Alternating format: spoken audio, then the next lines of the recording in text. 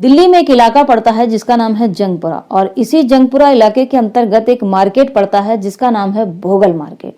और इसी भोगल मार्केट में एक ज्वेलरी की दुकान है जिसका नाम है उमराव सिंह ज्वेलरी शोरूम। ये शोरूम उस आसपास मार्केट के अंदर जितने भी शोरूम हैं ज्वेलरी के, उन सब में सबसे बड़ा शोरूम यही है। 26 सितंबर 2023 दिन मंगलवार को जब इस शोरूम का शटर उठाया जाता है तो एक धूल का गुबार शटर से बाहर आता है। जैसे ही यह धूल का गुबार शटर से बाहर आता है तो आसपास जो लोग खड़े हैं उनके मन में काफी सारे प्रश्न चल रहे थे। आमतौर पर देखा जाता है कि सबसे ज्यादा सफाई यदि किसी शॉप पर होती है तो वो ज्वेलरी की शॉप होती है, लेकिन यहाँ तो इस शॉप के अंदर से धूल का एक गुबार आ रहा था, मिट्टी अंदर से बाहर आ रही थी। आखिर ये कैसे पॉसिबल है? इस धूल के गुबार को देखकर, मिट्टी को देख करके पास में ही ज्वेलरी के जो मालिक खड़े थे उनके दिमाग में एक ख्याल आता है, एक प्रश्न आता है। ये प्रश्न इतना ज्यादा डरावना था, इतना ज्यादा खौफनाक था कि इस प्रश्न की कल्पना मात्र ने ही उस शोरूम के मालिक के पैरों तले जमीन खिसका दी। जैसे ही शटर पूरा ऊपर उठता है वैसे ही शोरूम का मालिक तुरंत दुकान के अंदर दौड़ कर जाता है और सच में जब वो दुकान का नजारा देखता है तो उनके पैरों तले जमीन खिसक जाती है, क्योंकि उनकी दुकान पर चोरी हो चुकी थी। उस दुकान का सारा माल वहां से गायब हो चुका था। जैसे ही ये चोरी की बात दुकान से बाहर आती है, आसपास जो लोग खड़े थे उनको ये बात पता चलती है तो लोग फोन घुमाने लगते हैं। कोई पुलिस को सूचना देने लगता है, कोई मीडिया को सूचना देता है, कोई आला अफसरों से बात करता है। इस तरह से कई जगह फोन घुमाए जा रहे थे। कोई अपने अपने घरों में बताता है कि भोगल मार्केट की जो सबसे बड़ी ज्वेलरी शॉप है वहां पर चोरी हो चुकी है। इस तरह से ये फोन जैसे जैसे आगे बढ़ रहे थे वैसे वैसे ये मामला हाईलाइट हो रहा था। ज्वेलरी का जो शोरूम है वो 2 लोगों की पार्टनरशिप पर चलता है। अब वो दोनों पार्टनर्स इकट्ठे होते हैं और इकट्ठे होकर के इस भोगल मार्केट, ये भोगल मार्केट जिस थाने के अंतर्गत आता है उस थाने का नाम है हजरत निजामुद्दीन थाना। वो वहां पर पहुंचते हैं, FIR दर्ज कराते हैं और पुलिस को बताते हैं कि उनकी शोरूम पर चोरी हो चुकी है। और ये चोरी लाख, 2 लाख, करोड़, 2 करोड़ की नहीं है बल्कि 25 करोड़ से ऊपर की चोरी है। जैसे ही 25 करोड़ की बात पुलिस के कानों में पड़ती है, हक्के बक्के रह जाते हैं, उनके पैरों तले भी जमीन खिसक जाती है, क्योंकि ये बहुत बड़ी चोरी थी और माना जाता है कि दिल्ली की अब तक की गई चोरियों में सबसे बड़ी चोरी थी। जैसे ही ये बात मीडिया के कानों में पड़ती है कि 25 करोड़ से ऊपर की चोरी है, अब ये बात आग की तरह पूरे मार्केट में फैलने लगती है। मामला काफी हाईलाइट होने लगता है और जैसे जैसे मामला हाईलाइट हो रहा था पुलिस पर वैसे वैसे दबाव बढ़ रहा था। एक शब्द है जिसका नाम है हॉबीज। हॉबीज यानी शौक। ये शब्द हर इंसान के बड़े करीब से रहता है और हर इंसान चाहता है कि वो अपनी पूरी जिंदगी अपने शौक के साथ गुजारे, अपनी हॉबीज के साथ गुजारे। और ये बात तो आप भी मानोगे, जिस काम में आपका शौक शामिल हो, आपकी हॉबीज शामिल हो, उस काम को दिमाग तो करता ही करता है बल्कि उस काम को करने में दिल भी साथ देता है। और जहां दिमाग के साथ दिल साथ देता है वहीं हुनर भी होता है। तो नमस्कार साथियों, कैसे हैं आप? मैं हूं आरती, आज फिर एक नई क्राइम कहानी के साथ। आज की कहानी एक ऐसे हुनरमंद चोर की, एक ऐसे शातिर चोर की जिसने दिल्ली की सबसे बड़ी चोरी को अंजाम दिया। जिस समय दिल्ली पुलिस में वो दोनों पार्टनर्स अपनी चोरी की रिपोर्ट लिखा रहे थे, उस समय दिल्ली पुलिस इनसे एक सवाल करती है और कहती है कि 25 करोड़ की चोरी हुई है। ये जो चोरी का जो सामान है वो कितने वजन का होगा? अब दोनों पार्टनर्स मिलकर हिसाब लगाते हैं तो पुलिस को बताते हैं कि ये जो चोरी का सामान है वो 25 से 30 केजी के बीच होगा। जब 25 से 30 केजी की बात दिल्ली पुलिस के कानों में पड़ती है तो पुलिस को इस बात का अंदाजा लगाने में जरा भी देर नहीं लगती है कि ये काम किसी एक का नहीं बल्कि किसी गैंग का है। जिस तरह से इस चोरी को अंजाम दिया गया था वो काम किसी एक इंसान का नहीं बल्कि कम से कम 4 लोगों द्वारा किया गया होगा। ये चोरी जितनी बड़ी थी, चोरी करने का अंदाज भी उतना ही बड़ा था। 25 करोड़ की चोरी और 7 लाख काउंटर से भी गायब थे। इस कहानी में आगे बढ़ने से पहले हम आपको थोड़ा शोरूम के बारे में बता दें और फिर आपको बताएंगे उस शातिर चोर के बारे में कि उसने कैसे इस चोरी को अंजाम दिया और किस मकसद से अंजाम दिया। ये मकसद जब आप सुनेंगे तो शायद आप अपने चेहरे की मुस्कुराहट या फिर अपने चेहरे की हंसी रोक नहीं पाएंगे। ये जो शोरूम की बिल्डिंग है ये 4 मंजिल की बिल्डिंग है, 1st, 2nd, 3rd, 4th। और इस बिल्डिंग में आभूषणों से जुड़े हुए सारे काम होते हैं, जैसे पॉलिशिंग, कटिंग, फिनिशिंग। सबसे नीचे का जो बेसमेंट है वहां पर शोरूम बना हुआ है और जो ग्राउंड फ्लोर है वहीं पर स्ट्रांग रूम बना हुआ है और इस स्ट्रांग रूम में 32 लॉकर हैं और इन 32 लॉकर में अलग अलग सामान रखा जाता है, यानी अलग अलग ज्वेलरी को रखा जाता है। किसी में नेकलेस है, किसी में कंगन है, किसी में अंगूठी है, किसी में हीरे हैं, किसी में मोती हैं, किसी में महंगे पत्थर है तो किसी में नंग रखे हुए हैं। इस तरह से ये 32 लॉकर है और 32 लॉकर में अलग अलग चीजें रखी हुई हैं। इस स्ट्रांग रूम की जो 4 दीवारी है उसमें से 3 दीवारें तो लोहे की हैं, लेकिन एक दीवार जो है वो सीमेंटेड है और ये सीमेंटेड दीवार जो है जिसकी मोटाई तकरीबन 1.5 फीट है, इसी दीवार को चोरी के दौरान काटा गया और 2 फीट ऊंचाई तक काटा गया ताकि आराम से उसके अंदर जाया जा सके और चोरी के माल को आराम से बाहर लाया जा सके। दिल्ली पुलिस की एक टीम उस मार्केट के अंदर जितने भी सीसीटीवी कैमरे लगे थे उस पर काम कर रही थी कि शायद किसी सीसीटीवी कैमरे में कोई ऐसा फुटेज मिल जाए जिससे इस चोर तक पहुंचा जा सके या फिर इस चोरी का कोई सुराग मिल सके। वहीं दूसरी टीम उस एरिया के सभी मोबाइल पर काम कर रही थी कि कौन से मोबाइल वारदात वाले समय पर एक्टिव थे और कौन से मोबाइल इस एरिया से बाहर के थे और कौन से मोबाइल इस एरिया से कनेक्ट थे दूसरे लोगों से, कौन से मोबाइल ऐसे थे जो इस एरिया के किसी भी व्यक्ति से कनेक्ट नहीं थे बल्कि पूरी तरह से बाहर के थे, यहाँ आए थे और वापस चले गए थे। इस तरह से पुलिस काम कर रही थी और एक टीम ऐसी थी जिसमें 12 साल का पूरा रिकॉर्ड निकाला। उन 12 सालों में छोटी बड़ी जितनी भी चोरियां हुई, जितने भी चोरों ने चोरियां की, उन सभी चोरों को पकड़ा जा रहा था। उनसे बड़ी ही बारीकी से पूछा जा रहा था, सख्ती से पूछा जा रहा था कि शायद इस चोरी के विषय में उन्हें कुछ सूचना मिल जाए। लेकिन दिल्ली पुलिस को 24 घंटे हो गए थे, अभी तक कोई भी सुराग नहीं मिल रहा था। फिर दिल्ली पुलिस की नजर में एक बात आती है, बात ये कि जो 3 दीवारें थीं, जो लोहे की दीवारें थी, उन्हें तोड़ा नहीं गया बल्कि सीमेंट वाली दीवार को ही तोड़ा गया, सेंध लगाई गई, चोरों ने चोरी की। कहीं ऐसा तो नहीं ये शॉप का जो स्टाफ है उन्हीं में से किसी एक की ये साजिश रही हो, किसी एक का ही ये काम हो, इसलिए दिल्ली पुलिस उन 10 वर्कर्स को बुलाती है जो इस शॉप पर काम कर रहे थे। उन 10 वर्कर्स से पूछताछ करती है, लेकिन उनके द्वारा भी पुलिस को कुछ भी हासिल नहीं मिलता है जिससे पुलिस इस चोरी की वारदात को अंजाम देने वाले चोर तक पहुंच सके। दिल्ली पुलिस हर मुमकिन काम कर रही थी इस चोर को पकड़ने के लिए, लेकिन चोर का कहीं भी कोई अता पता या सुराग नहीं मिल रहा था। और सबसे हैरान कर देने वाली बात यह थी कि इस ज्वेलरी शोरूम के अंदर चांदी का जितना भी सामान था वो बिल्कुल सुरक्षित था, चोर ने उसे हाथ भी नहीं लगाया। शायद चोर भी जानता था कि ये चांदी का वजन ज्यादा है और इतना सारा वजन लेकर के वो कहाँ जाएगा। इसी दौरान दिल्ली से 1200 किलोमीटर दूर छत्तीसगढ़ के दुर्ग इलाके में 25 लाख की चोरी हुई थी और पुलिस उस 25 लाख के चोर को पकड़ने में जुटी थी। वहां भी पुलिस चोर को पकड़ने का हर प्रयास कर रही थी, लेकिन चोर उनके हत्थे नहीं लग रहा था। इसलिए पुलिस वहां पर भी 20 साल का पुराना रिकॉर्ड निकालती है और इस 20 साल के दौरान जितनी भी चोरियां की गई थी उन सभी चोरों को पकड़ा जाता है और सभी चोरों से पूछताछ की जाती है। धीरे धीरे वहां भी समय बीत रहा था, लेकिन उस 25 लाख की चोरी का कुछ भी अता पता नहीं चल रहा था। लेकिन कुछ समय बाद छत्तीसगढ़ पुलिस को एक ऐसा चोर मिलता है जिसका नाम है लोकेश राव। और लोकेश राव से पुलिस जब पूछताछ करती है, सख्ती से पूछताछ करती है, थोड़ी मारपीट करती है, तो वो आग बबूला होकर कह देता है कि साहब मुझे क्या पीट रहे हो, मैंने इतनी बड़ी चोरी को कहाँ अंजाम दिया है। अगर जानना ही है तो मेरा एक दोस्त है जिसका नाम है शिवा चंद्रवंशी, उसके गले में 2 मोटी मोटी सोने की चैन है और उस चैन में जो पेंडल पड़ा हुआ है उसमें हीरा लगा हुआ है। उससे जाकर के पूछो कि उसे ये दोनों चैनें कहाँ से मिली हैं। कहीं ऐसा तो नहीं उसने इस चोरी को अंजाम दिया हो या फिर कोई और इस चोरी के पीछे हो। जब इस तरह की बातें लोकेश राव करता है तो पुलिस तुरंत उस शिवा चंद्रवंशी की खोज में लग जाती है। छत्तीसगढ़ पुलिस थोड़े समय में शिवा चंद्रवंशी को भी खोज निकालती है और उसे पकड़ लेती है और इत्तेफाक से उस समय शिवा चंद्रवंशी के गले में वो दोनों मोटी मोटी सोने की चैन पड़ी हुई थी। तो पुलिस का सबसे पहला सवाल यही था कि ये दोनों चैन उसके गले में कहां से आई हैं, आखिर वो इतना पैसा उसने कहां से जुटाया है। तो वो कहता है कि साहब मैंने ये दोनों चैनें खरीदी नहीं हैं, बल्कि इन दोनों चैनों को मेरे दोस्त ने मुझे दिया है और कहा है कि मैंने बहुत बड़ा हाथ मारा है चोरी का, आज के बाद चोरी करना बंद, अब मैं अपनी जिंदगी बड़े आराम से काटूंगा और कभी चोरी की तरफ देखूंगा भी नहीं।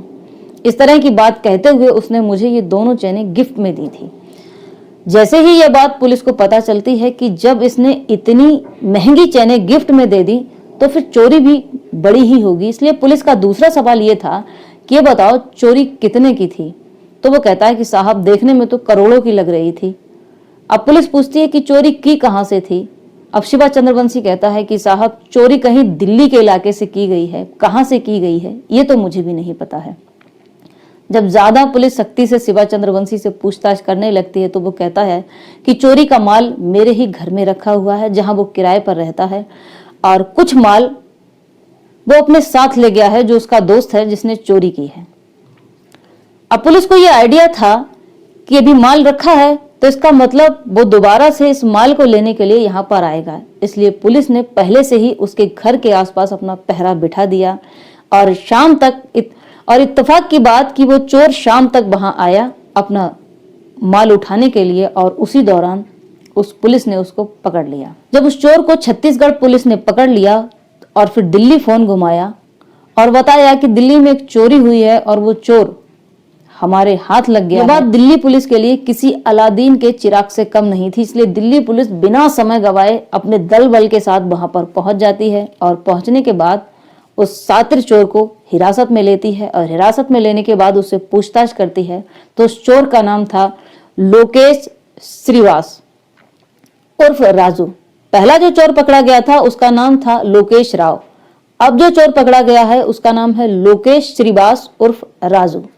इस चोर से जब पूछताछ होती है तो वो बताता है कि उसने जंगपुरा में एक इलाका है भोगल, और भोगल मार्केट में एक दुकान है जिसका नाम है उमराव सिंह ज्वेलरी शोरूम, मैंने वहां से चोरी की है। पुलिस जब उस चोरी के माल को देखती है तो तकरीबन 18 केजी का सोना, हीरे, मोती, नंग, पत्थर बरामद करती है। और जब ज्वेलरी के मालिकों से पूछा जाता है कि ये 18 केजी का जो सामान है ये लगभग कितने का होगा, तो ज्वेलरी के मालिक कहते हैं कि साहब ये 11 से लेकर 12 करोड़ के बीच में है।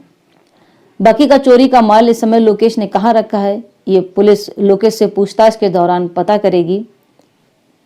अब जब पुलिस लोकेश पर 3rd डिग्री अपनाती है और लोकेश से सख्ती से पूछताछ करती है कि चलो अब अपनी गैंग के लोगों के नाम बताओ, कौन कौन लोग इस चोरी में शामिल हैं, तो लोकेश कहता है कि साहब ये चोरी किसी गैंग का काम नहीं है बल्कि मेरे अकेले का काम है, ये चोरी मैंने अकेले ने ही की है। तो पुलिस इस बात को सुनकर बड़ा हैरान रह जाते हैं, उन्हें पहले विश्वास नहीं होता है कि ये अकेले इसका काम है। इसलिए पुलिस पूछती है अच्छा चलो बताओ तुमने ये चोरी की तो की कैसे। अब लोकेश कहता है कि मैंने 1 महीने पहले से ही गूगल पर सर्च किया कि दिल्ली के अंदर ऐसी कितने शोरूम हैं जिनमें अच्छी खासी चोरी की जा सकती है। तो इस तरह से वो सर्च करता रहा और रैकी करता रहा। मैं कई इलाकों में गया लेकिन मुझे ऐसा इलाका नहीं मिला जहां पर मैं चोरी कर सकूं, क्योंकि उसके कुछ अलग नियम थे। उसका पहला नियम यह था कि उस इलाके में चोरी नहीं करना है जहां पर ज्यादा भीड़ भाड़ हो। दूसरा ये कि उस इलाके में चोरी बिल्कुल भी नहीं करना है जहां पुलिस का पहरा हो या फिर जहां आसपास कहीं थाना हो, और उस इलाके में भी चोरी नहीं करना है जहां हद से ज्यादा सीसीटीवी कैमरे लगे हों। उसे एक ऐसे इलाके की तलाश थी जहां एक वक्त के बाद थोड़ा सा सन्नाटा हो, लोगों का पहरा कम हो, लोग एक दूसरे से ताल्लुक कम रखते हों। और ऐसी खोजबीन करते करते उसको तकरीबन 15-20 दिन बीत जाते हैं और एक समय वो इसी भोगल मार्केट में आता है। और यहाँ भी उसने भी डिसाइड नहीं किया है कि उसे इसी ज्वेलरी शॉप पर चोरी करनी है। भोगल मार्केट में घूमता रहता है, इधर उधर दुकानों को चेक करता रहता है। तभी अचानक से उसकी नजर पड़ती है इस ज्वेलरी शोरूम पर, और इस ज्वेलरी शोरूम को जब वो बड़े कायदे से देखता है तो वहां उस शोरूम की छत पर उसे सीढ़ियां दिखाई देती हैं और वो अनुमान लगाता है कि ये सीढ़ियां छत से सीधा नीचे जा रही होंगी। सिर्फ एक अनुमान, और इस अनुमान के बदौलत ही वो पूरी योजना को अंजाम देता है। अब वो उस एरिया में आता है, सुबह आता है, शाम को आता है, दोपहर को आता है, घंटों बिताता है, उस आसपास के एरिया को समझता है। और इसी दौरान उसे किसी के माध्यम से पता चलता है कि इस मंडे को ये पूरा मार्केट बंद रहता है। ये उसके लिए बड़ी गुड न्यूज थी कि मंडे को पूरा मार्केट बंद रहता है, यानी चोरी की वारदात को मंडे में अंजाम दिया जा सकता है। अब समस्या ये थी कि वो इस दुकान के अंदर कैसे जाएगा। तो वो आसपास के एरिया को बड़े अच्छे से देखता है तो उसे समझ आता है कि इस ज्वेलरी शोरूम के जो पीछे की बिल्डिंग है वो इससे सटकर बनी हुई है। यदि उसकी छत पर किसी तरह से पहुंचा जाए तो इस ज्वेलरी शोरूम के छत पर वो आसानी से जाकर के नीचे पहुंच जाएगा। वो वहां से घूमकर दूसरी गली में जाता है और उस बिल्डिंग के सामने खड़ा होता है जो ठीक ज्वेलरी शोरूम के पीछे की बिल्डिंग थी। वहां पर किसी से पूछता है कि ये बिल्डिंग किसकी है, तो वो कहता है भाई किसी एक की बिल्डिंग नहीं है, ये बिल्डिंग किराए पर उठाई जाती है और कई परिवार यहाँ पर रहते हैं। तो वो कहता है मुझे भी एक कमरा चाहिए किराए पर रहने के लिए। तो वो आदमी उसे सलाह देता है कि जाकर पता कर लो, अगर खाली होगा तो तुम्हें मिल जाएगा। इसी बहाने से वो उस बिल्डिंग के अंदर प्रवेश करता है। अंदर जाता है तो वो देखता है कि इस बिल्डिंग में कोई गार्ड नहीं है। वो उस बिल्डिंग की सीधी सीढ़ियां पकड़ता है और सीढ़ियों के माध्यम से ऊपर जाने की कोशिश करने लगता है। इस दौरान उसे दो लोग बीच में सीढ़ियों पर मिलते हैं, लेकिन उन दो लोगों ने उससे कोई भी पूछताछ नहीं की कि उसे किसके रूम पर जाना है, वो कहाँ से आया है, कहाँ जाएगा। वो चुपचाप से चढ़ता चला जाता है, छत पर जाता है और छत पर जाने के बाद ज्वेलरी के शोरूम की छत को बड़े बारीकी से देखता है, समझता है और फिर उन्हीं सीढ़ियों से वापस भी आ जाता है। फिर घूम कर आता है, ज्वेलरी शोरूम के सामने खड़ा होता है, फिर उसको समझता है, देखता है। सुबह आता है, फिर शाम को आता है और सुबह शाम आकर वो ये देखता है कि दुकान में भीड़ कितनी होती है, इस दुकान का रूटीन क्या है, कब खोली जाती है, कब बंद की जाती है। वो इन सारी बातों को जब नोटिस कर लेता है तो फिर वहां से वो वापस अपने घर चला आता है। घर आकर के वो नक्शे बनाता है, योजना बनाता है और उस नक्शे को एक बार नहीं कई बार बनाता है। अपने माइंड में उस नक्शे को इतनी अच्छी तरह से बिठा लेता है कि चोरी करने के दौरान उससे कोई भी चूक या गलती ना हो। अब वो फिर से रविवार की शाम को आता है, क्योंकि उसे पता है कि रविवार की शाम को जो शटर गिरेगा वो सीधा मंगलवार की सुबह ही खुलेगा, क्योंकि सोमवार को ये दुकान पूरा, ये मार्केट पूरा बंद रहता है। जैसे ही शटर गिरता है लोगों की भीड़ कम होने लगती है। अब वो तुरंत उस गली के पीछे जाता है और उसी बिल्डिंग के पास जाता है, बिल्डिंग के सहारे ऊपर जाता है। ऊपर जाने के बाद छत पर पहुंचता है और उसी छत के सहारे वो सीधा ज्वेलरी शोरूम की छत पर पहुंच जाता है और सीढ़ियों के सहारे नीचे भी आ जाता है। उसने जो अनुमान लगाया था कि जो सीढ़ियां शोरूम के ऊपर दिखाई देती हैं वही सीढ़ियां ठीक नीचे बेसमेंट तक आती होगी, और उसका ये लगाया गया अनुमान बिल्कुल सही था। वो सीढ़ियां बिल्कुल नीचे तक आ रही थी। वो नीचे आता है, ताला तोड़ता है और जैसे ही ताला तोड़ता है तो वो एक स्टोर रूम में पहुंच जाता है। और इत्तेफाक ये कि उसी स्टोर रूम में उसे बड़ा सा हथौड़ा भी मिल जाता है। वह स्टोर रूम में पहुंचकर सबसे पहले अलार्म के तार को काटता है, फिर सीसीटीवी कैमरे के तार को काटता है और फिर पूरा जो बिजली का सप्लाई उस दुकान के अंदर हो रहा था उस बिजली की सप्लाई को कट कर देता है। और फिर इसके बाद वो सोचता है कि रात में अपनी योजना को अंजाम देगा। लेकिन जैसे जैसे रात हो रही थी लोगों का सन्नाटा कम हो रहा था, आसपास का शोरगुल कम हो रहा था, तो उसे अब ऐसा लगता है कि अगर रात में वो खटपट की आवाज करेगा तो आसपास के लोगों को पता चल जाएगा और वो पकड़ा जाएगा। इसलिए वो रात में काम करने का इरादा छोड़ देता है और सोचता है कि अगले दिन दुकान बंद रहेगी, वो अगले दिन सुबह अपने काम को अंजाम देगा। वो अपने साथ एक खाने का पैकेट भी लेकर आया था, वहीं पैकेट निकालता है, खाना खाता है, पानी पीता है और सो जाता है। सुबह जब उठता है 8-9 का टाइम हो जाता है, वो फिर से खाना खाता है, पानी पीता है और फिर अपनी बनाई गई योजना को अंजाम देने लगता है।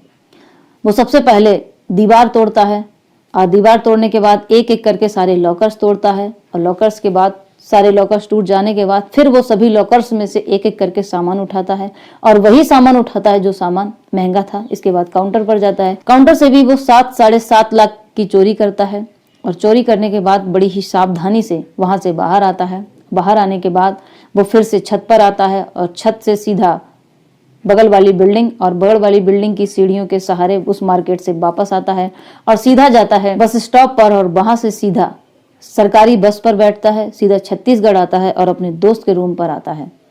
और दोस्त के रूम पर आने से पहले वो मार्केट में एक पिट्ठू बैग भी खरीदता है और उस बैग से फिर वो दोनों बैगों में सामान को आधा आधा करता है। ये थी उस चोर की कहानी। जब पुलिस ने पूछा कि तुमने 25 लाख की तो चोरी कर ही ली थी, उसे ही पहले खर्च कर लेते। 25 लाख की चोरी को अंजाम देने के बाद तुरंत 25 करोड़ की चोरी, आखिर ऐसा कौन सा बड़ा काम था? तो उस लोकेश उर्फ राजू ने कहा कि साहब मेरा शौक है चोरी करना और बचपन में मैं चोरी करता था अपनी जरूरतों के लिए नहीं, सिर्फ अपने शौक के लिए। और धीरे धीरे मेरा ये शौक इतना बढ़ गया कि मुझे चोरी करने में मजा आने लगा। और जब भी मैं चोरी करता हूं तो मैं ज्यादा सबूत या एविडेंस नहीं छोड़ता हूं जो पुलिस मुझ तक पहुंच सके। और अमूमन ऐसा होता भी है कि छोटी मोटी चोरियों में वो पकड़ा भी नहीं जाता है। और मेरा एक सपना है कि मैं लोगों के बाल काटता हूं, शेविंग करता हूं, तो मेरी दुकान पर जितने भी औजार हों, यानी कंघे से लेकर के उस्तरा वगैरह जो भी हो सब सोने का हो। जैसे ये पुलिस सुनती है कि सोने का सामान, मतलब बाल काटने के लिए कंघा सोने का, कैंची सोने का, उस्तरा सोने का, आखिर ये सब सोने का सामान लेकर के तुम करोगे क्या, किसके बाल काटोगे? तो वो लोकेश कहता है कि साहब एक ही सपना है कि मेरी दुकान पर नरेंद्र मोदी जी आए और मैं उस सोने की कैंची, उस सोने के कंघी से अपने देश के जो प्रधानमंत्री हैं उनके बाल काटूं। ये एक ऐसे सन की चोर की कहानी थी। ये कहानी आपको कैसी लगी हमें कमेंट में ज़रूर बताएं। तब तक के लिए खुश रहें, खुशियां बांटें और अपना ध्यान रखें। Thanks for watching this video.